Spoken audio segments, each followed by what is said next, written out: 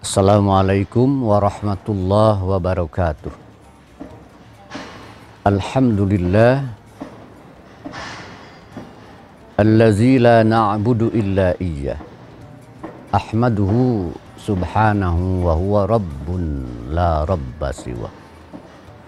Wassalatu wassalamu ala rasulillah Sayyidina Muhammadin wa ala alihi wa ashabihi wa man tabi'ahudah.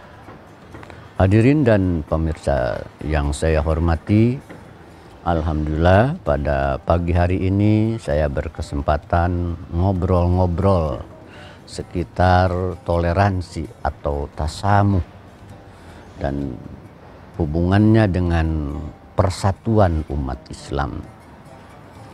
Kenapa dihubungkan dengan persatuan umat Islam? Karena seperti kita lihat dalam kenyataan, akhir-akhir ini umat Islam hampir kehilangan prinsip besarnya persatuan yang selalu digandengkan oleh Al-Quran dengan larangan perpecahan. Ini antara lain karena konsep tasamuh yang harusnya menjadi identitas kebersamaan dan komunikasi yang lebih indah antar muslim sepertinya kurang mendapat perhatian sebagaimana mestinya.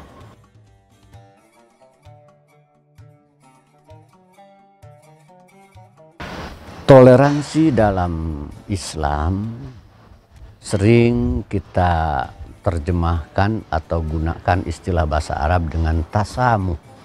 Samaha yasmahu samhan, ya. Samahatan yang artinya aljud, kepemurahan. Maka musamahah itu sama dengan musahalah dalam arti saling memberi kesempatan dan kemudahan tanpa saling mengganggu. Nah, baik dengan sesama muslim ataupun dengan non-muslim. Kalau dengan non-muslim ada tasamuh, apalagi tentu saja dengan sesama muslim. Kata tasamuh itu sendiri kita tidak temukan dalam Al-Quran. Tapi di dalam hadis dikatakan bahwa Islam adalah dinu samhin, agama yang penuh kemurahan, kemudahan, saling memberi kebebasan. Ya. Karena itu kalau kita merujuk kepada Al-Quran, kita temukan berbagai fenomenanya. Seperti yang kita ketahui ketika Rasulullah Shallallahu Alaihi Wasallam diajak untuk kompromi dalam ibadah dan akidah, maka Rasulullah menjawab dengan Al-Qur'annya, la a'budu ma ta'budun wala antum a'biduna ma a'bud wala ana a'bidum ma abattum wala antum a'biduna ma a'bud lakum dinukum waliyadin.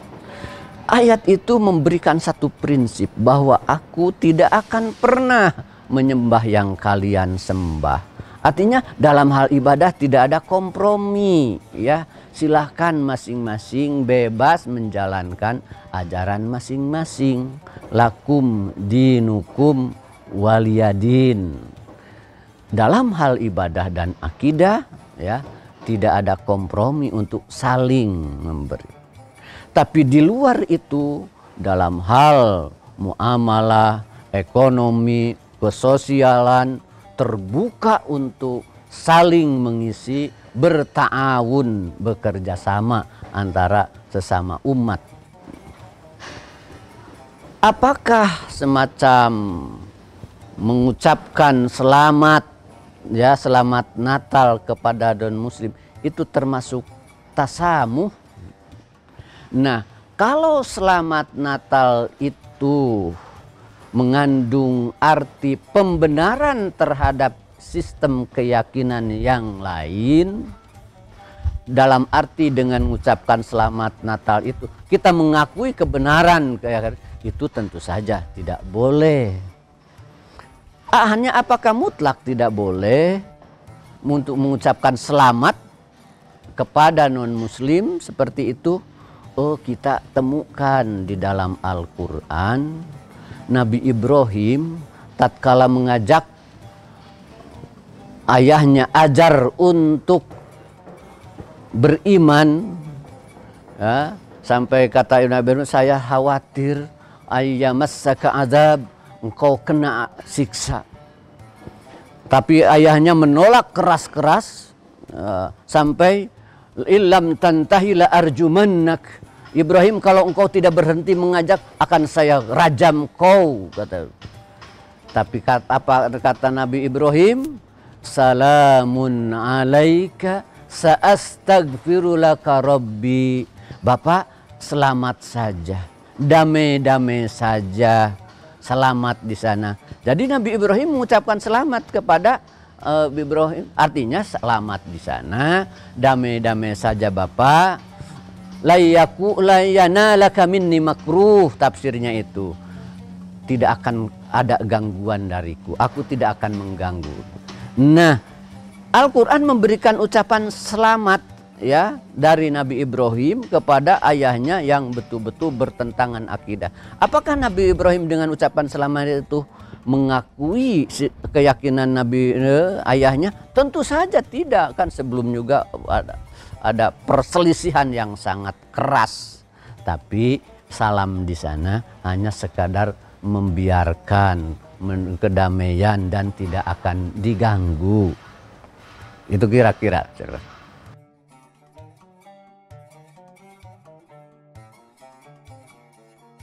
Kalau kita melihat persatuan di dalam Al-Quran, ternyata merupakan prinsip besar. Dalam surat Asy-Syura ayat 13 dikatakan, syara'a lakum minad dini ma wassa bihi Nuha wallazi auhayna ilaik wa ma wassayna bihi Ibrahim wa Musa wa Isa an aqimuddin wa la tatafarraqu fih. Allah telah mensyariatkan bagimu apa yang Allah amanatkan kepada Nuh dan yang kami wahyukan kepadamu Muhammad, dan kami Allah amanatkan kepada Ibrahim, Musa, Isa. Apa itu amanat besar itu? An aqimuddin wa la tatafarraqu fih. Tegakkan agama dan jangan pecah belah.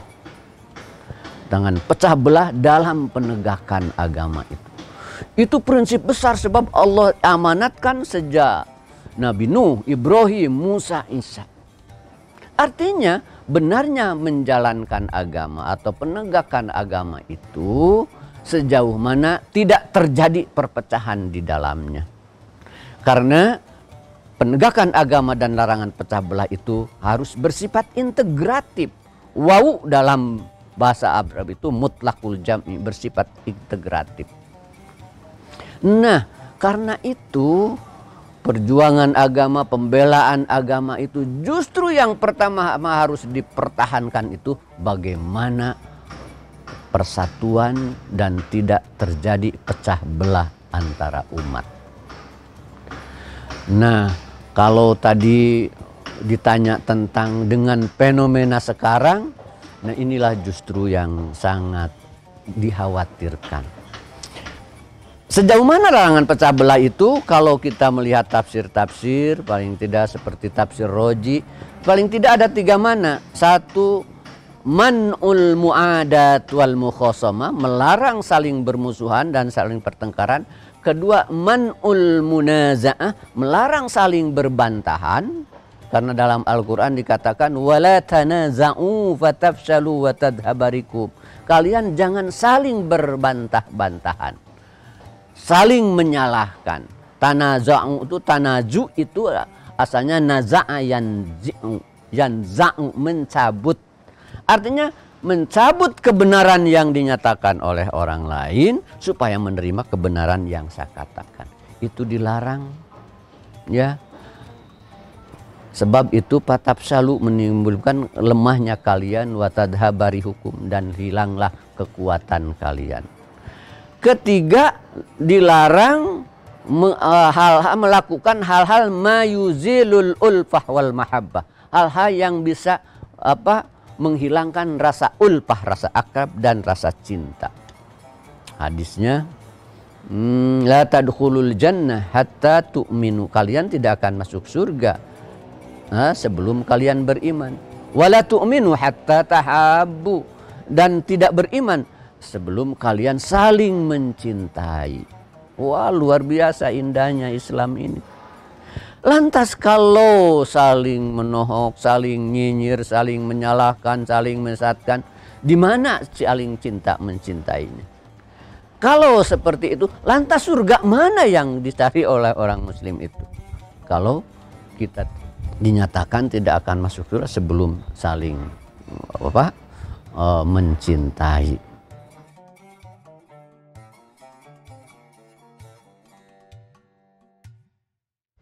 Kalau umpamanya pertentangan di antara muslim, saling menyalahkan, saling nyinyirkan, itu semuanya dilarang oleh Al-Quran, Al-Hujurat 11-12. Ya, kalau sekarang itu menjadi kebiasaan atas nama pembelaan agama, lantas bagaimana membela agama dengan cara yang tidak diizinkan oleh Allah?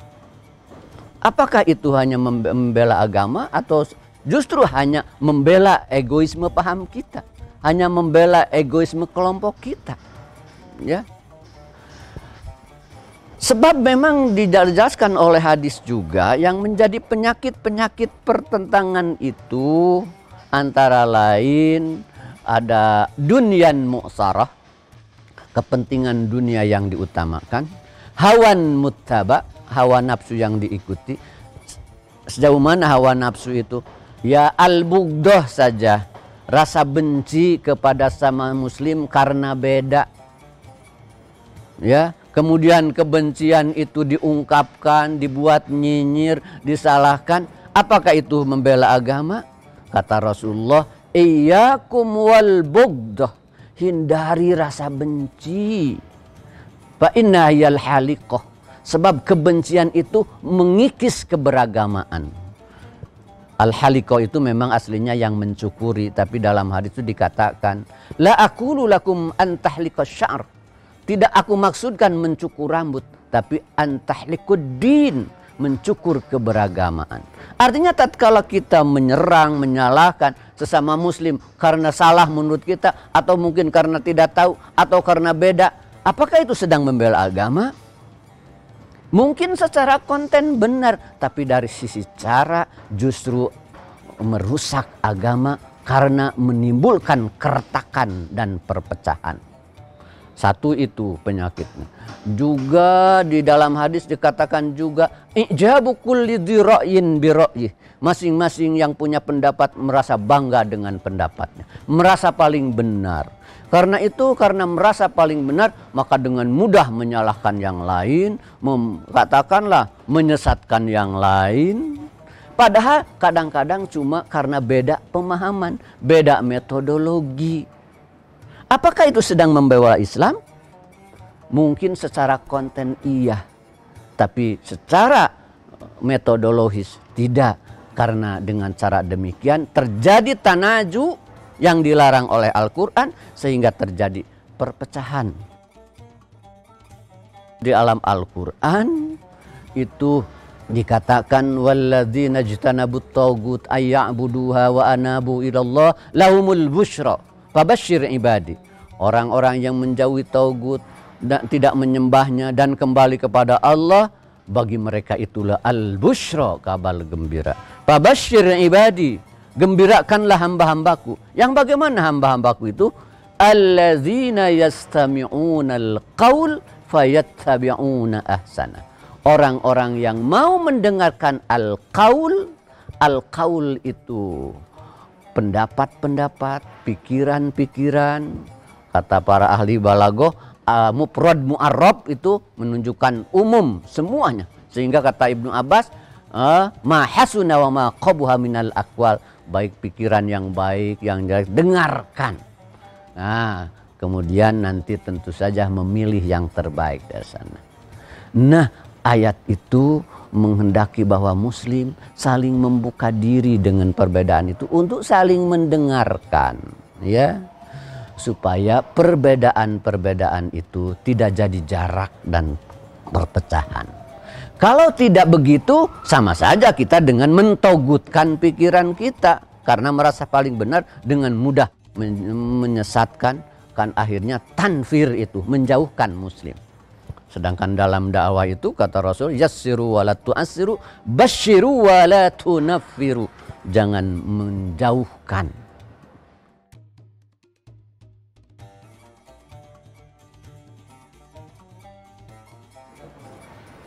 Oh iya, pertama tentu saja para mahasiswa ini adalah aset atau pada generasi umat yang sangat potensial dengan semangat belajarnya, gigihnya, dan juga kadang-kadang memiliki semangat yang lebih. Nah, yang pertama, mahasiswa harus sedia mendengarkan berbagai pihak, mencari guru yang lebih baik, yang lebih sesuai dengan bimbingan tadi, yakni masing-masing tidak terlalu mudah untuk saling menyalahkan, menyesatkan, yang akibatnya menjauhkan, ya. Harus mendengarkan dari berbagai pihak. Kemudian dalam hal tasamuh ini luas, kalau sesama umat lebih luas. Apabila mereka berdosa saling memaafkan, ya. Untuk mengembangkan tasamuh itu, kembangkan cara pandang sayang kepada sesama muslim. Betapapun menurut kita salah, betapapun menurut kita sesat, tidak lantas kita harus dengan serta-merta mempermalukannya dengan disesatkannya.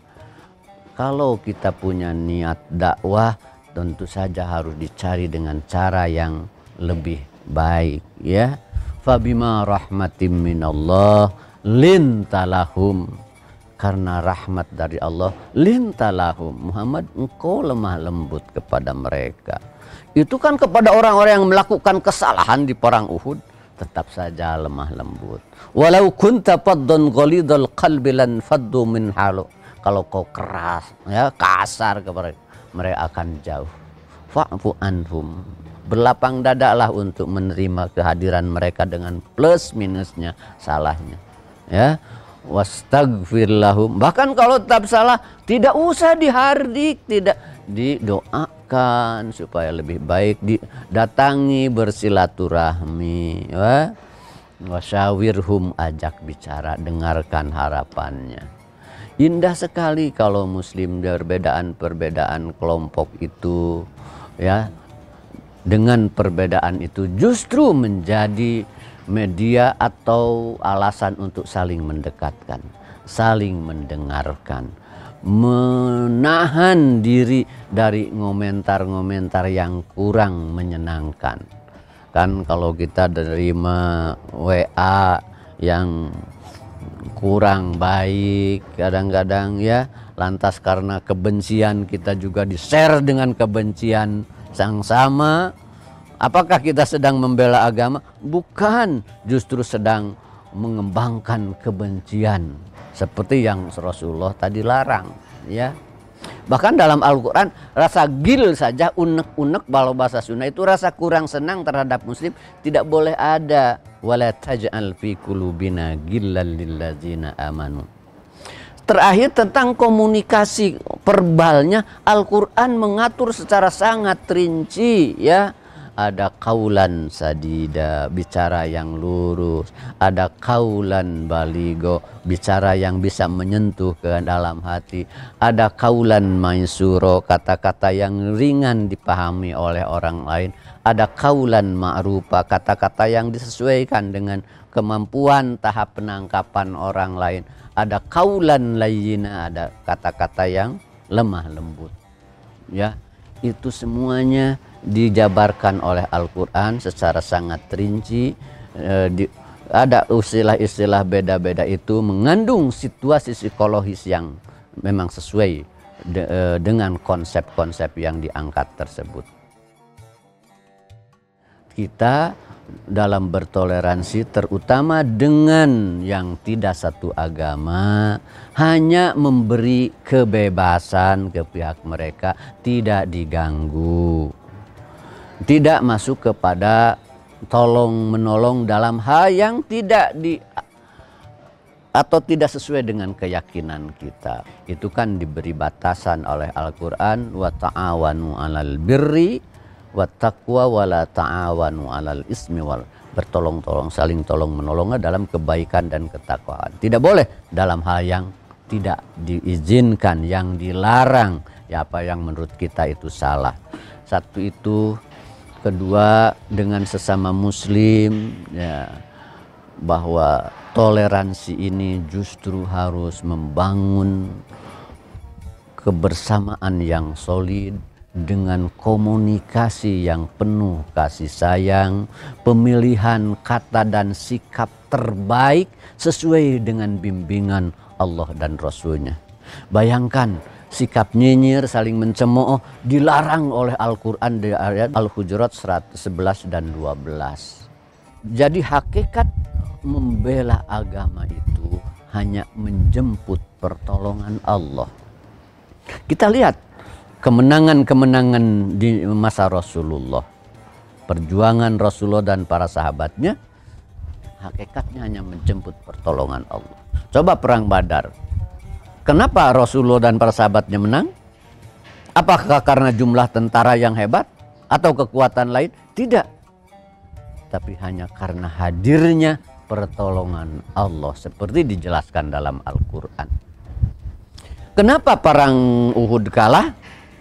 Ya, itu padahal awalnya perang Uhud itu akan menang. Ya, tatkala setelah selesai perang Uhud, para sahabat bertanya, Rasulullah, kenapa kita kalah? Bukankah Allah telah berjanji akan membela, menolong kita? Kata turunlah ayat, walaqad sadaqakumullahu wa'dah ittahussunahum. Sungguh Allah telah membuktikan janjinya tatkala kalian membunuh mereka. Sampai terseret itu di awalnya, ya musyrikin itu kan akan menang. Hatta idza fasyiltum wa tanazatum fil sehingga kalian tatkala jadi lemah dan tanaza'tum fil kalian bertanaju, saling berbantahan, tidak sampai 10% dari tentara itu Uhud itu yang 700, sekitar 60 atau 50 tanaju, saling berbantahan, ya bertengkar, ada yang ingin mengejar ghanimah, ada yang ingin tetap taat kepada Rasulullah. Karena tanaju itu Allah belokkan yang tadinya akan menang menjadi kalah. Summa soropakum anhum. Allah belokkan. Seakan-akan Allah tidak mau memberikan kemenangan kalau di dalamnya ada hal-hal yang Allah larang. Yaitu terjadi tanaju. Ya. Lantas kalau bagaimana kita membela agama kalau tanaju menjadi kebiasaan? Jadi kemungkinannya semakin jauh dari pertolongan Allah. Sekali lagi, bahwa pembelaan agama, perjuangan agama hanya sesungguhnya adalah penjemputan terhadap pertolongan Allah. Menjemput pertolongan Allah hanya sah dengan cara-cara terbaik yang Allah izinkan. Perang Hunain saja, karena orang muslim bangga dengan jumlah, ya, jabatkum kasratukum, kalian bangga dengan jumlah kalian, ya itu sudah 10.000 atau bahkan ada yang menyebutkan 13.000, ya. Apa yang terjadi? Karena gara-gara muslim bangga dengan kekuatan, akhirnya apa? Falam tugni ankum syai'a. Jumlah itu sama sekali tidak membantu kalian. Wa dhaqat 'alaikumul ardu bima rahabat. Hati muslim sempit, takut. Tsumma wallaitum mudbirin. Kemudian kalian berpaling dengan jadi kocar kacir. Cuma karena bangga dengan jumlah. Seakan-akan Allah tidak mau memberikan kemenangan dengan ada sifat-sifat seperti itu, lebih percaya pada kekuatan dirinya. Nah, itu kira-kira hakikat perjuangan muslim itu adalah menjemput pertolongan Allah. Terima kasih atas perhatiannya. Mudah-mudahan yang saya sampaikan ini ada manfaatnya. Sekalipun pasti banyak keterbatasan, ya, apa yang saya ungkapkan, baik keterbatasan konten dan juga waktu. Hanya di sini punya harapan yang kuat, ya, ingin agar muslim dengan sesama muslim atau muslim dengan non-muslim hidup harmoni. Muslim dengan sesama muslim betul-betul menggalang kebersamaan, ukhuwah dan persatuan yang solid.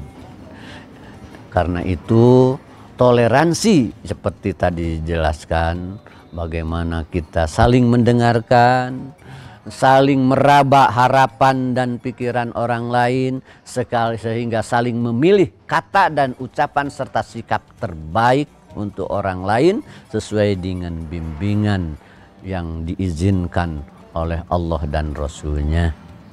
Jadi harapan besarnya ingin sekali kita betul-betul menggalang kebersamaan ukhuwah Islamiyah yang indah, seindah yang digambarkan oleh Al-Quran dan As-Sunnah dan contoh-contoh oleh Rasulullah SAW dan para sahabat. Sekian, wassalamualaikum warahmatullahi wabarakatuh.